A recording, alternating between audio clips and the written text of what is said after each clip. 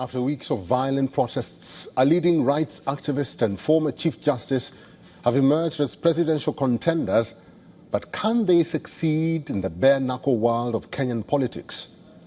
President William Ruto has seen his popularity plummet since coming to power in 2022 over continued economic stagnation, corruption, police brutality and abductions targeting government critics.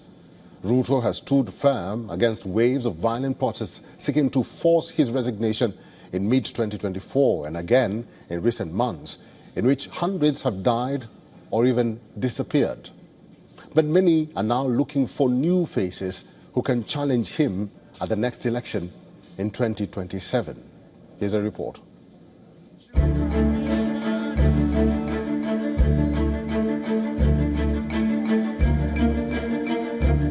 Prominent Kenyan government critic Boniface Mwangi used this event at the KICC in the capital Nairobi to announce he would run for president in 2027, just weeks after the East African country's latest deadly protests.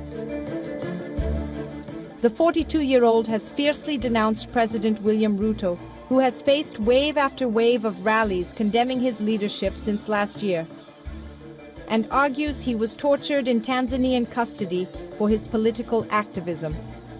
Mwangi urged Kenyans to act now to take Kenya back into our hands.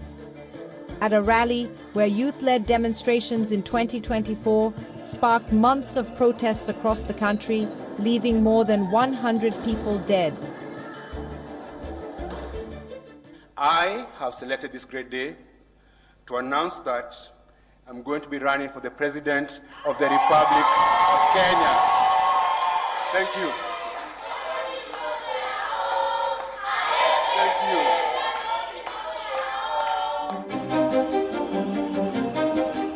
Rights groups have condemned police brutality and criticized the government's use of terrorism charges against protesters taking part in anti-government rallies. Mwangi himself faced terrorism charges over his connection to the recent protests, according to the police, but the charges were never formally submitted to court.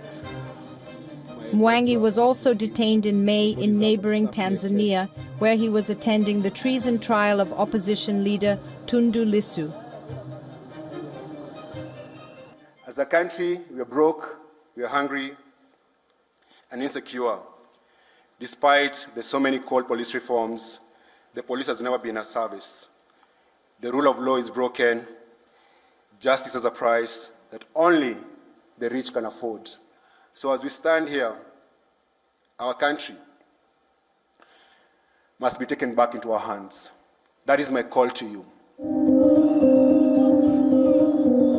Along with firebrand activist Boniface Mwangi, another outsider, Kenya's former Chief Justice David Maraga is joining the 2027 presidential fray against William Ruto.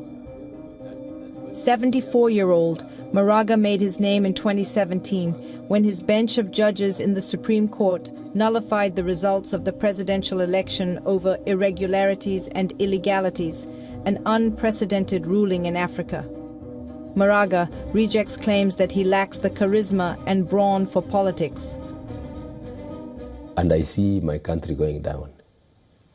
And I see the youths being killed, being kidnapped, and I do nothing about it. I said no. I am prepared to go into the murky environment. The civic space is shrinking. And quite a number of leaders from many African countries don't want to be held accountable. You know, it is that view that you should not be held accountable that breeds the kind of violence we are seeing around, because they want to literally gag an opposition voice. Ruto remains defiant, saying only he has a plan for the country based on mobilizing international investment and reforming public services. Ruto has also repeatedly proved his mastery of Kenyan politics, how to exploit its deep-rooted tribal divisions and mobilize voters with financial promises. While the protests of 2024 and 2025 showed there was a new generation of educated young Kenyans keen to move beyond that type of politics, experts say there is still a long way to go. However, political analysts say candidates like Mwangi and Maraga will struggle to stay clean. Africa Bureau, WION World is One.